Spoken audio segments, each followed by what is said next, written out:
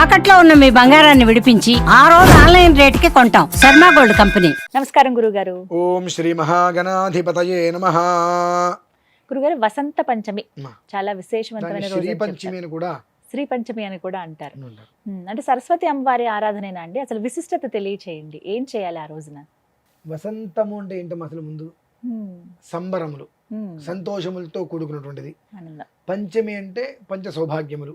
ఈ రెండు కలిస్తేనే ఆ కుటుంబం ఎప్పుడు కూడా కలకల్లాడుతూ నవ్వుతూ ఉంటుంది. మాఘమాసం అంటే అదే కదండి. అవును. ప్రతి ఇంట్లో కూడా పచ్చ తోరణం అంటే నిత్య కళ్యాణం పచ్చ తోరణం అన్నట్టుగా మాఘమాసం మొత్తం శుభకార్యాలు, ఇల్లు ప్రతి ఆ గ్రామం మొత్తం ప్రతి ఇల్లు నిత్య కళ్యాణంగా పచ్చ తోరణంతో ఆనందంగా ఉంటూ ఉంటారు. అవును. అందుకనే వసంతము అనేటువంటి దానికి ఉంది. శ్రీ అంటే డబ్బు అనొచ్చు, సౌభాగ్యం అని కూడా అనవచ్చు. అన్నిట్లకి సౌభాగ్యం అనేటువంటిది డబ్బు పరిగెత్తుకుంటూ వస్తుంది మన దగ్గరికి. ఆ రెండు కలయికే పంచమి, వృద్ధి చెందేటువంటిది. అయితే అంటే పుత్రస్థానం జ్యోతిష్ శాస్త్ర ప్రకారం అన్నీ కూడా నిండిగా ఉండేటువంటిదే వసంతము. వసంతే నర్తునా దేవా వసవస్త్రివృతా స్తుతం రథంతరేణ తేజసా హవిరింద్రే వయో దధు అని దీనికి. ఈ వసంతం మనకు రావాలంటే మూల కారణం ఏంటండి? మనిషికి కావాల్సింది చదువు కావాలి. చదువు నుంచే మనకి మేధస్సు వస్తుంది, జ్ఞానం పెరుగుతుంది, వివేకం పెరుగుతుంది, విచక్షణ అనేటువంటి తెలుస్తుంది.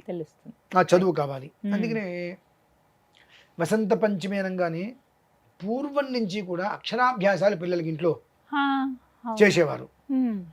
వాడికి పుట్టి వీడికి పుట్టి అర్ధరాత్రి అందరికీ పుట్టి అన్నట్టుగా గత కొన్ని సంవత్సరాలుగా దసరా నవరాత్రుల్లో మూలా నక్షత్రం రోజు నాడు అక్షరాభ్యాసాలు చేస్తూ ఉంటారు. అంటే సరస్వతి అలంకారం మూలా నక్షత్రం రోజు, ఆ రోజునే కదా గురుగారు చేస్తారు. ఆ రోజు నాడు ఏం చెప్పబడిందండి? సరస్వతి అమ్మవారికి పూజ చేయమనండి. అంతే. అంటే ఈ చదువుకునే పిల్లలందరూ కూడా ఆ పుస్తకాలకి పూజ చేయాలి. ఆ రోజు ఆ పుస్తకాలు ఎక్కడి నుంచి వస్తే కూడా చెప్తానమ్మా. ప్రథమం, మధ్యమం, తృతీయం, మూలాధారం వృద్ధానికి ఉంటుంది కదమ్మా. అసలు ఆ పుస్తక పూజ చేయాలి సరస్వతి అమ్మవారికి. ఆ పుస్తకం ఎక్కడి నుంచి వచ్చింది? ఆ ధారం కావాలిగా ముందు. అది తెలుసుకోవాలి. అది తెలుసుకోకుండా ఎవడో చెప్పాడని చెప్పి నేను వెళ్ళి పూజ చేస్తానంటే దక్షిణాయనంలో అక్షరాభ్యాసం మహాదోషం. పిల్లలకి చదువులు రావు. వారి జీవితం నాక్షరంతో గుదిబండ కట్టు లాగినట్టే సాగుతూ ఉంటుంది. అది సాగిపోవాలి, తూ ఉండకూడదు కదండి. దక్షిణాయనం పనికిరాదు. మూలా నక్షత్రం రోజునాడు అమ్మవారికి సరస్వతి ఆరాధన చేయమనుంది. వసంత పంచమి రోజు నాడు విద్య అనేటువంటిది ప్రతి మనిషికి అవసరం కాబట్టి ఆ అమ్మవారి అనుగ్రహార్థము అక్షరాభ్యాసం అనేటువంటిది అనాదరించి వేల సంవత్సరాల నుంచి వస్తుంది. కానీ అప్పుడు జరిగిన దానికి ఇప్పుడు జరిగిన దానికి తేడా ఏంటి తెలుసమ్మా?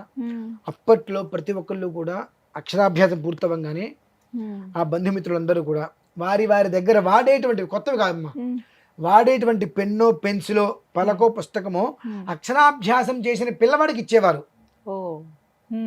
నాయన ఈ పెన్నుతో అంటే వాళ్ళకి ప్రతి పేరు తన పేరు ఒకటి ఉంటే కలం పేరు ఒకటి ఉంటుంది. కలం పేరు ప్రసిద్ధి చెందుతుంటుంది. నాయన నా కలం, నేను దీంతో ఎన్నో రాశా, మంచి కీర్తి ప్రతిష్టలు నాకు వచ్చినాయి, ఎంతో మందిలో ఆదరాభిమానాలు వచ్చినాయి, ఇది నీకు ఇస్తున్నా అంటే నా ఒక్క ఆశీర్వచనం మొత్తం నీకు ఇచ్చేస్తున్నా, నా తర్వాత అంతటి మేధాశక్తి నీకు కావాలరా అని చెప్పి. కొంతమంది పేపర్ ఇంత దాని ఖరీదు రూపాయి ఇవాళ, అప్పట్లో రూపాయి కింద వచ్చేవి. ఆ రూపాయి పేపర్ మీద 10 కోట్ల వాల్యూ రాయొచ్చు ప్రాపర్టీ. అంతే కదా. వాళ్ళు రాసేటువంటి బుక్ మీద కూడా చక్కగా కొన్ని రాసేసి, నాన్న నేను ఇంతవరకు రాశా, దీన్ని నువ్వు అభివృద్ధి చేసే స్థితికి నువ్వు వెళ్ళాలి అంటే నీ ఒక్క జ్ఞానం అనేటువంటిది ఒక చూడంగానే దీనికి కూర్పు అంటే పాటలకి చరణాలు పల్లవిలు ఉంటాయి కదండి, దీనికి కూర్పు ఏదైతే బాగుంటుంది. నేను ఇక్కడ వరకు రాసేసా, దానికి కూర్పు నాకు మాత్రమే తెలుసు, నేను దాంట్లో రాసేసుకుంటా, కానీ అది కూర్పు ఏంటనేటువంటిది నువ్వు రాయగలగాలి. అంటే అంతటి మేధస్సు నీకు రావాలని చెప్పి ఆ పుస్తకాలు పిల్లలకి ఇచ్చేవారమ్మా.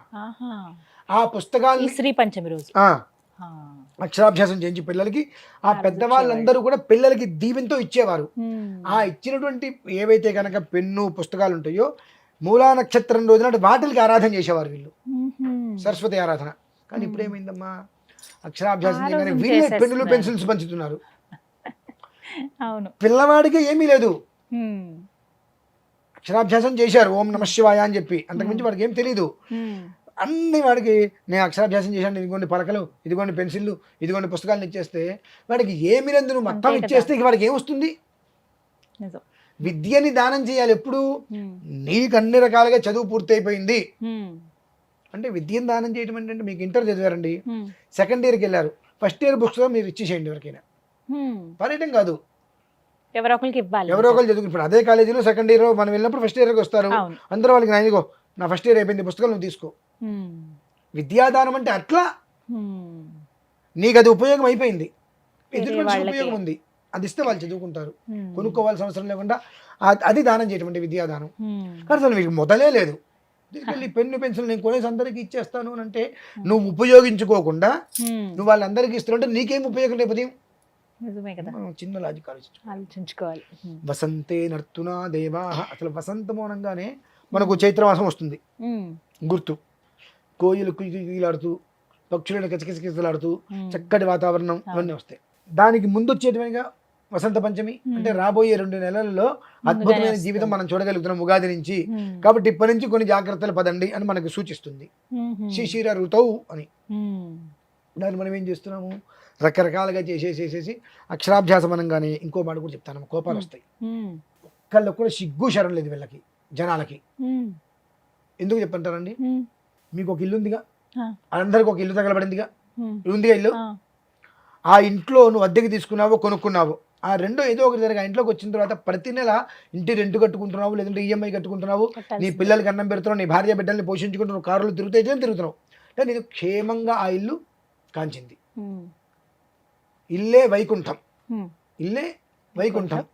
నువ్వు ఏ రకంగా ఇంట్లోకి వచ్చిన దగ్గర నుంచి నీకేదో భోజనం అయితే చేస్తున్నావుగా కడుపు నిండా, నీ పిల్లలకి పెడుతున్నావుగా, నీ పిల్లవాడు ఒక వృద్ధి కోసం నువ్వు ఇంట్లో చెయ్యకుండా గుళ్ళలోకి వెళ్ళి చేస్తున్నావు ఎందుకని? చాలా మంది బయట చూస్తారండి, నిజమే. ఎందుకు చేస్తున్నావు? 100 మంది వెళ్తే అయ్యో నేను గుళ్ళలో చేయలేదని ఈ బంధువులే వీళ్ళందరూ కూడా బంధువులు అంటారు వీళ్ళందరినీ, ఇంట్లో చేసుకున్నారు. అదేంట్రా మనం ఆ వాడి గుళ్ళు చూసాం కానీ కూడా గుళ్ళు చెక్కిపోయినావు, నేను చెడిపోయారా నువ్వు కూడా చెడిపో. ఇంట్లోనే చెయ్యాలండి, ఇంట్లోనే చెయ్యాలమ్మా ఇవన్నీ కూడా పిల్లవాడికి సంబంధించిన దాంట్లో వేడుక కాదమ్మా, వైదికం. అతనికి ఒక జీవితాన్ని ఇచ్చేటువంటిది. ఒక ఇంట్లో కూర్చుని అక్షరాభ్యాసం చేసుకుంటే 1:45 నిమిషాల నుంచి 2 గంటలు పడుతుంది, గుళ్ళో కూర్చుంటే 6 గంటలు అయిపోతుంది. ఆ 10 మందిలో 11 ఇటు ఇరికి కూర్చుంటే అక్కడిగా చేసుకుంటే ఉపయోగం? చక్కగా నీ ఇంట్లో కూర్చొని సభాసకల అందరి మధ్యలో చక్కగా కూర్చొని ఆ పిల్లవాడికి చేసిన ప్రక్రియ చేస్తే ఎంత ప్రేమ ఎంత తృప్తి అండి. ఆ ఇల్లు నీకు షెల్టర్ ఇచ్చింది, నువ్వు ఆ ఇంటికి ఏం చేసావు? ఇంట్లోనే చేయాలి. ఆ ఇల్లు నీకు ఒక షెల్టర్ ఇచ్చింది, ఆ గోడ అక్కడ ఉండటం వల్ల దుమ్ము లోపలికి రావట్లేదుగా, ధూళి లోపలికి రావట్లేదుగా, నువ్వు లోపలికి చలిపేసుకొచ్చి హాయిగా ఇంట్లో పడుకుంటున్నావుగా. కానీ నీ పిల్లవాడికి వచ్చేటప్పటికి నువ్వు ఆ ఇంట్లో తోరణం కట్టి చేయడానికి నీకు మనస్కరించగా ఇంకోటో ఎవరైనా గుళ్ళోకి వెళ్ళి చేస్తున్నావుగా, ఆ ఇల్లు నిన్ను ఎందుకు రక్షిస్తుంది అసలు? అంటే చాలా మందికి అయ్యగారులు అందుబాటులో ఉండరు, ఇంటికి వచ్చి ఇంత కార్యం చెయ్యాలి. అదే ఆలయంలోనైతే ఉంటారు కదా, అక్కడ అమ్మవారి గుడి కూడా ఉంటుంది, అమ్మవారి ఎదురుగుండా చేస్తారు. ఇది చాలా మంది ఆలోచన. చెప్పమంటారా? ఇప్పుడు మీరు అక్షరాభ్యాసం అనుకున్నారు, మీరు అక్షరాభ్యాసం అనుకున్నప్పుడు ఒక ఫంక్షన్లోనో ఒక గుళ్ళోనో చేయాలంటే మీరు ఎన్ని రోజుల ముందు వెళ్ళి చెప్పుకుంటున్నారు? ముందు 10 రోజులు 15 రోజుల ముందు. అంటే ఒకవేళ ఫంక్షన్ హాల్లో చేద్దాం అనుకున్నట్లయితే 10 రోజుల ముందు 15 రోజుల ముందు బుక్ చేసుకుంటున్నారు. అప్పుడు అయితే ముందే చెప్పాలి. ఒక గుళ్ళో చేయాల్సి వచ్చినా గుళ్ళో మరి ఆ రోజు కుదురుతో చాలా మంది ఉంటారు, నా పేరు కూడా ముందే నమోదు చేసుకుందని చెప్పి 15 రోజులు ముందు వెళ్తున్నావుగా, ఆ 15 రోజుల ముందు నీకు ఆ ఊర్లో బ్రాహ్మణ దొరకలేదా? ముందే బ్రాహ్మణ మాత్రం నీకు ఇన్స్టెంట్గా ఇప్పుడు ఫోన్ చేస్తే గంటలో వచ్చేయాలి, అంత చీపా, దేనికి పనికిరాని వాడా? మిగిలినవన్నీ కూడా 15 రోజుల ముందు 20 రోజుల ముందు నువ్వు ఏర్పాటు చేసుకుంటావు. బ్రాహ్మణ వరకు వస్తే ఎందుకు దొరకలే, నీకు ముందు ఎందుకు దొరకడలే అనేటువంటి తత్వాన్ని నువ్వు తీసేయాలి. ఎందుకంటే నీ పిల్లవాడి జీవితాన్ని ధారపోస్తున్నాడు. దొరకట్లేదండి, దొరకాలంటే ముందుగానే 10 రోజుల ముందుగానే చేసుకోవాలి. అయ్యా నా పిల్లవాడికి అక్షరాభ్యాసం చేసుకుంటున్నాం, మీరు దగ్గర నుండి చేయించండి అని 10 రోజులు 15 రోజులు ముందే నువ్వు మాట్లాడుకుని రావాలి. ముందు నేను ఫోన్ చేస్తా అంటే ఆయన కుదరదు, 100 రకాల పనులు ఉండొచ్చు, కుదరదా? పంతులు గారు కుదరదన్నారు, అందుకే నేను అప్పటికప్పుడు నీ గుళ్ళో దొరికిందా? అది కదా. అంటే ఏంటంటే ఎవరికి వాళ్ళకి ఆ క్షణానికి వాళ్ళకి ఆ క్షణం గడిచిపోతే చాలు అనుకున్నట్లుగా ఉన్నప్పుడు నీ పిల్లవాడి జీవితానికి అభివృద్ధికి అడ్డం కొట్టేది నువ్వే అవుతున్నావు ముందు.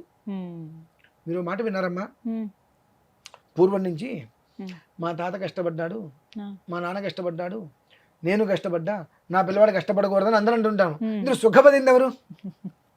అంటే ఇలాంటి ఆలోచనలు ఉన్నప్పుడు ఎవరు సుఖపడతారమ్మా? నీ పిల్లవాడి జీవితం వృద్ధి చెందాలి, ఏ అడ్డంకులు రాకుండా ఉండాలంటే నీ ఇంట్లో నువ్వు చెయ్యి.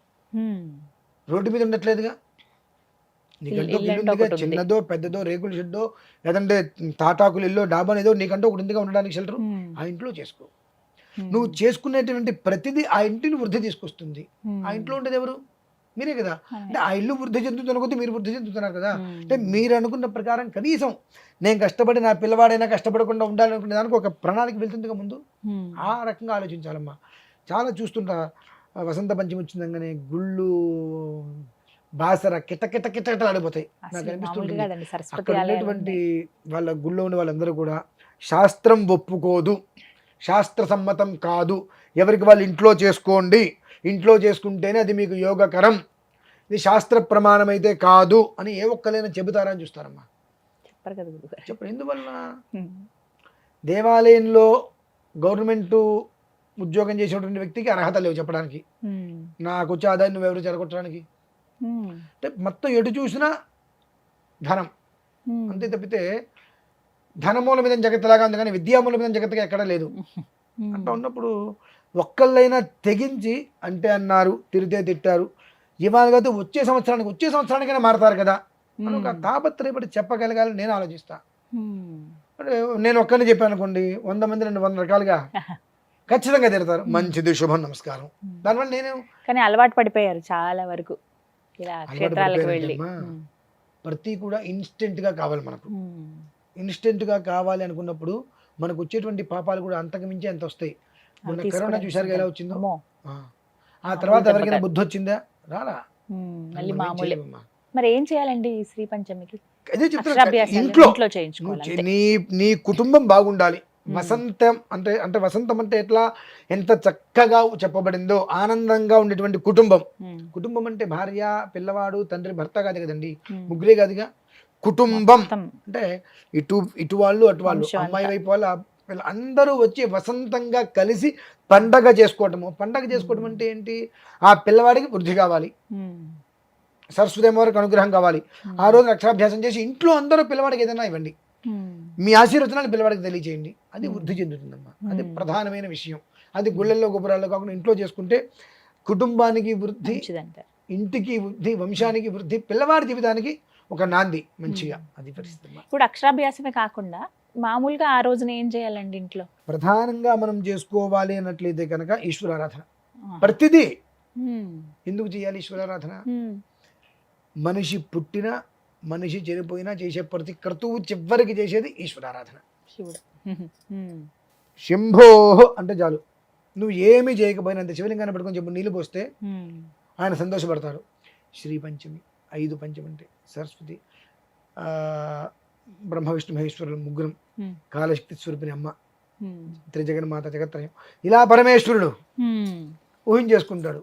ఇంత శక్తిలో మనకేం చేశాడు? అక్కడ చివరికి అమ్మవారు ఆరాధన చేసుకున్నాడు, చివరికి ఈశ్వర ఆరాధన చేశాడు. అదే ప్రధానమైంది అక్కడ. కానీ అండి ఇక్కడ ఒక మాట చెప్తాను, నేను చెప్పిన దానికి మీరు అర్థం చేయండి, నేను చెప్పిన ప్రసాద నివేదన పెట్టండి. ఈ మాటలు పనికిరావు. నేనెవరిని చెప్పడానికి అసలు? దానికి ఒకటి విధి ఉంది, దానికి ఒక రకమైనటువంటి ప్రసాద విధానం ఉన్నది. అంతేకాని నేను చెప్పిన టైంలోనే చెయ్యండి.